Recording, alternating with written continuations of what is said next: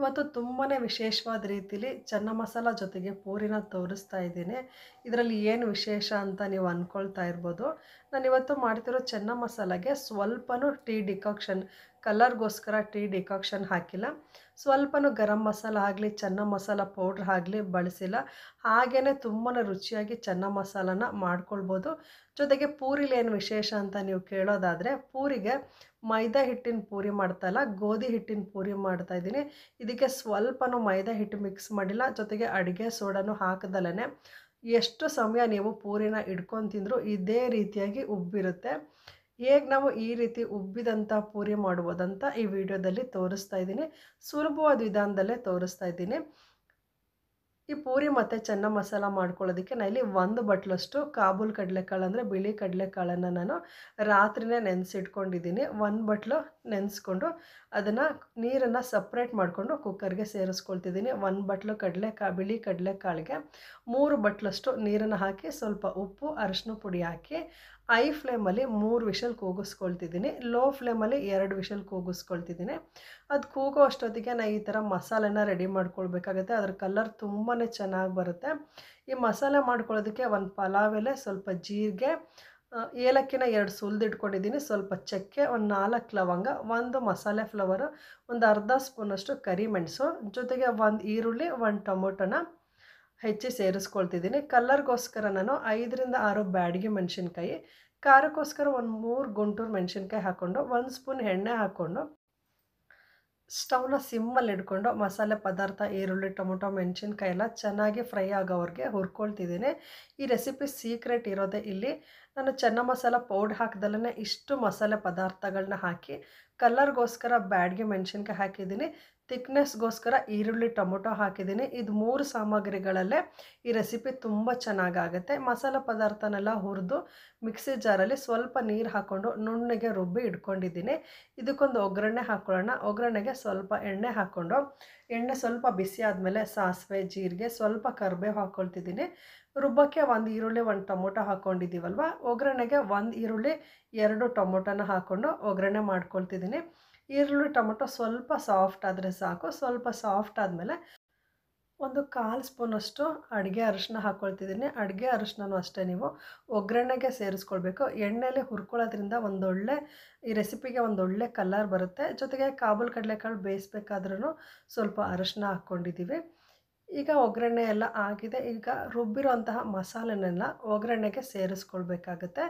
ನಿಮಗೆ ಯಾವ ಕನ್ಸಿಸ್ಟೆನ್ಸಿಲಿ ಇರಬೇಕು, ತೆಳುವಾಗಬೇಕಂದ್ರೆ ಸ್ವಲ್ಪ ನೀರು ಕಮ್ಮಿ ಹಾಕ್ಕೊಳ್ಳಿ. ಸ್ವಲ್ಪ ಗಟ್ಟಿಗೆ ಬೇಕಂದರೆ ಮಿಕ್ಸಿ ಜಾರ್ನ ತೊಳೆದಿದ್ದು ನೀರು ಹಾಕ್ಕೊಂಡ್ರೆ ಸಾಕು. ರುಬ್ಬಿರೋಂತಹ ಮಸಾಲೆ ಅದ್ರ ಜೊತೆಗೆ ಸ್ವಲ್ಪ ಜಾರಲ್ಲಿ ನೀರು ಹಾಕ್ಕೊಂಡು ಒಂದು 5 ನಿಮಿಷ ಕುದಿಸ್ಕೊಂಡ್ರೆ ಸಾಕು. ತುಂಬ ಎಣ್ಣೆ ಬಿಟ್ಕೊಳ್ಳೋವರೆಗೂ ಏನು ಕುದಿಸ್ಕೊಳ್ಳೋದು ಬೇಕಾಗಿಲ್ಲ. ನೋಡಿ, ಇಷ್ಟು ಬಿಸಿ ಆದರೆ ಸಾಕು ಮಸಾಲೆ ಎಲ್ಲ. ಈ ಸಮಯದಲ್ಲಿ ನೀವು ಬೇಯಿಸಿ ಇಟ್ಕೊಂಡಿರೋಂತಹ ಕಾಬೂಲ್ ಕಡಲೆಕಾಳನ್ನ ಸೇರಿಸ್ಕೊಳ್ಳಿ. ನಾನು ಇಲ್ಲಿ ಕಾಬೂಲ್ ಕಡಲೆಕಾಳು ಜೊತೆ ನೀರು ಸೇರಿಸಿ ಬೇಯಿಸ್ಕೊಂಡಿದ್ದೀವಲ್ವ, ಅದನ್ನು ಸಪ್ರೇಟ್ ಮಾಡಿ ಬರೀ ಕಡಲೆಕಾಳು ಮಾತ್ರ ಹಾಕ್ಕೊಂಡಿದ್ದೀನಿ. ತುಂಬ ತೆಳುವಾಗಿಬಿಡುತ್ತೆ ನೀರು ಸಮೇತ ಹಾಕ್ಕೊಂಡ್ರೆ. ಉಪ್ಪನ್ನ ನೋಡ್ಕೊಂಡು ಹಾಕೊಳ್ಳಿ. ಈ ಸಮಯದಲ್ಲಿ ರುಚಿ ನೋಡಿಕೊಂಡು ಉಪ್ಪನ್ನ ಸೇರಿಸ್ಕೊಳ್ಳಿ. ಸ್ವಲ್ಪ ಕಸೂರಿ ಮೇಥಿ ಹಾಕ್ಕೊಂಡು ಕುದಿಸ್ಕೊಂಡ್ರೆ ನಮ್ಮ ಕಾಬೂಲ್ ಕಡಲೆಕಾಳು ಪಲ್ಯ ರೆಸ್ಟೋರೆಂಟ್ ಸ್ಟೈಲಲ್ಲೇ ರೆಡಿ ಆಗುತ್ತೆ. ಅದೇ ಕಲರ್ ಇದೆ ನೋಡಿ. ಇದು ನಾನು ತಣ್ಣಗಾದ್ಮೇಲೆ ತೋರಿಸ್ತಾ ಇರೋದು. ತಣ್ಣಗಾದ್ಮೇಲೆ ಈ ಕಲರ್ಗೆ ಬರುತ್ತೆ. ನೋಡಿದ್ರಲ್ವ, ಮನೇಲಿರೋ ಅಂತಹ ಮಸಾಲೆ ಪದಾರ್ಥದಿಂದನೇ ನಾವು ಎಷ್ಟು ಕಲರ್ಫುಲ್ಲಾಗಿ ಕಾಬೂಲ್ ಕಡಲೆಕಾಳು ಕರಿನ ಮಾಡ್ಕೊಳ್ಬೋದು. ತುಂಬಾ ರುಚಿಯಾಗಿ ಬರುತ್ತೆ. ಇದ್ರ ರುಚಿ ನೀವು ರೆಸ್ಟೋರೆಂಟ್ ಸ್ಟೈಲಲ್ಲೇ ಇರುತ್ತೆ, ಅದಕ್ಕಿಂತನೂ ಸ್ವಲ್ಪ ರುಚಿಯಾಗಿರುತ್ತೆ ಅಂತಲೇ ಹೇಳ್ಬೋದು. ಈಗ ಕಾಬೂಲ್ ಕಡಲೆಕಾಳು ಕರಿ ರೆಡಿ ಆಯಿತು. ಈಗ ಪೂರಿನ ಹೇಗೆ ಮಾಡೋದಂತ ನೋಡೋಣ. ತುಂಬಾ ಉಬ್ಬಿ ಬರುತ್ತೆ, ಜೊತೆಗೆ ಗೋಧಿ ಹಿಟ್ಟಿಂದನೇ ಮಾಡ್ತಾಯಿದ್ದೀನಿ. ಈ ಪೂರಿ ಮಾಡ್ಕೊಳ್ಳೋದಕ್ಕೆ ನಾನು ಇಲ್ಲಿ ಒಂದು ದೊಡ್ಡ ಬೌಲಲ್ಲಿ 1 ಬೌಲಷ್ಟು ಗೋಧಿ ಹಿಟ್ಟನ್ನು ತೊಗೊಂಡಿದ್ದೀನಿ. ಅದಕ್ಕೆ ತಕ್ಕಂತೆ ಸ್ವಲ್ಪ ರುಚಿಗೆ ತಕ್ಕಂತೆ ಉಪ್ಪು ಹಾಕ್ಕೊಳ್ತಿದ್ದೀನಿ. 1 ಸ್ಪೂನು ನಾನು ಸಕ್ಕರೆ ಹಾಕ್ಕೊಂಡು ಒಂದು 2 ಸ್ಪೂನಷ್ಟು ಚಿರೋಟಿ ರವೆ ಹಾಕ್ಕೊಳ್ತಿದ್ದೀನಿ. ಸಕ್ಕರೆ ಹಾಕ್ಕೊಳ್ಳೋದು ಪೂರಿಗೆ ಒಂದೊಳ್ಳೆ ಕಲರ್ ಬರುತ್ತೆ ಅಂತ. ಇದನ್ನೆಲ್ಲ ಚೆನ್ನಾಗಿ ಮಿಕ್ಸ್ ಮಾಡಿಕೊಂಡು ಸ್ವಲ್ಪನೇ ನೀರು ಹಾಕ್ಕೊಂಡು ಕಲಿಸ್ಕೊಳ್ಬೇಕಾಗುತ್ತೆ. ಒಂದೇ ಸಲ ನೀರು ಹಾಕ್ಕೊಳ್ಳೋಕೆ ಹೋಗಬಾರ್ದು. ಚಪಾತಿ ಹಿಟ್ಟಿಗಿಂತ ಸ್ವಲ್ಪ ಗಟ್ಟಿಯಾಗೇ ಕಲಿಸ್ಕೊಂಡ್ರೆ ಪೂರಿ ತುಂಬ ಉಬ್ಬಿ ಬರುತ್ತೆ. ನಾವು ಇದಕ್ಕೆ ಮೈದಾ ಹಿಟ್ಟಾಗಲಿ ಅಡುಗೆ ಸೋಡಾ ಆಗಲಿ ಯಾವುದನ್ನು ಮಿಕ್ಸ್ ಮಾಡ್ತಾಯಿಲ್ಲ. ಸ್ವಲ್ಪ ಗೋಧಿ ಹಿಟ್ಟಿನ ಜೊತೆಗೆ 1 ಸ್ಪೂನ್ ಸಕ್ಕರೆ, ಒಂದು 2 ಸ್ಪೂನ್ ಚಿರೋಟಿ ರವೆ ಹಾಕ್ಕೊಂಡಿದ್ದೀವಿ. ರುಚಿಗೆ ತಕ್ಕಷ್ಟು ಉಪ್ಪು ಹಾಕ್ಕೊಂಡಿದ್ದೀವಿ. ಗಟ್ಟಿಯಾಗಿ ಕಲಸಿಟ್ಕೊಳ್ತಿದ್ದೀನಿ. ಮೇಲೆ ಸ್ವಲ್ಪ ಎಣ್ಣೆ ಹಾಕ್ಕೊಂಡು ಒಂದು ಸಲ ಲೈಟಾಗಿ ನಾದ್ಕೊಳ್ತಿದ್ದೀನಿ. ತುಂಬ ನಾದೇನು ಅವಶ್ಯಕತೆ ಇಲ್ಲ. ನೋಡಿ ಈ ಥರ ಒಂದು ಸಲ ಕಲಿಸ್ಕೊಂಡು ಇದನ್ನು ಒಂದು 10 ನಿಮಿಷಗಳ ಕಾಲ ನೀವು ನೆನೆಸಿಡ್ಬೇಕಾಗುತ್ತೆ. ತುಂಬ ಸಮಯ ನೆನೆಸಿಡೋಕ್ಕೆ ಹೋಗ್ಬೇಡಿ. ತುಂಬ ಸಮಯ ನೆನೆಸಿಟ್ರೆ ಪೂರಿ ಎಣ್ಣೆ ಹೀರ್ಕೊಂಡ್ಬಿಡುತ್ತೆ. ಒಂದು 10 ನಿಮಿಷ ಆಗಿದೆ. ಈಗ ಒಂದು 10 ನಿಮಿಷ ಆದಮೇಲೆ ನೀವು ಚಪಾತಿ ಹಿಟ್ಟನ್ನು ಲಟ್ಟಿಸ್ಕೊಳ್ಬೇಕಾದ್ರೆ ಹಿಟ್ಟನ್ನು ತೊಗೊಳ್ತೀರಲ್ವ, ಅದಕ್ಕಿಂತ ಸ್ವಲ್ಪ ಕಮ್ಮಿ ತೊಗೊಳ್ಳಿ. ಹಿಟ್ಟನ್ನು ತುಂಬ ಕಮ್ಮಿ ತೊಗೊಳಕ್ಕೆ ಹೋಗ್ಬೇಡಿ. ನೋಡಿ ಇಷ್ಟು ಹಿಟ್ಟನ್ನು ತೊಗೊಂಡು ಮೇಲ್ಗಡೆ ಸ್ವಲ್ಪ ಎಣ್ಣೆ ಹಾಕ್ಕೊಂಡು ನಿಧಾನಕ್ಕೆ ಹಗುರವಾಗಿ ಲಟ್ಟಿಸ್ಕೊಳ್ಳಿ. ಇಷ್ಟು ದಪ್ಪವಾಗಿ ಲಟ್ಟಿಸ್ಕೊಂಡ್ರೆ ಸಾಕು. ತುಂಬ ತೆಳುವಾಗಿ ಲಟ್ಟಿಸ್ಕೊಂಡ್ರೆ ಪೂರಿ ಉಬ್ಬಿ ಬರೋಕ್ಕೆ ಅದರೊಳಗೆ ಜಾಗ ಇರಲ್ಲ. ಹಾಗಾಗಿ ಸ್ವಲ್ಪ ದಪ್ಪವಾಗೇ ಲಟ್ಟಿಸ್ಕೊಂಡು ಹಿಟ್ಟನ್ನು ಸ್ವಲ್ಪ ಜಾಸ್ತಿ ತೊಗೊಂಡು ಲಟ್ಟಿಸ್ಕೊಳ್ಳಿ. ಈಗ ಎಣ್ಣೆನೂ ಬಿಸಿ ಆಗಿದೆ. ಲಟ್ಟಿಸ್ಕೊಂಡಿರೋ ಪೂರಿನ ನಿಧಾನಕ್ಕೆ ಎಣ್ಣೆಲಿ ಹಾಕ್ಕೊಳ್ತಿದ್ದೀನಿ.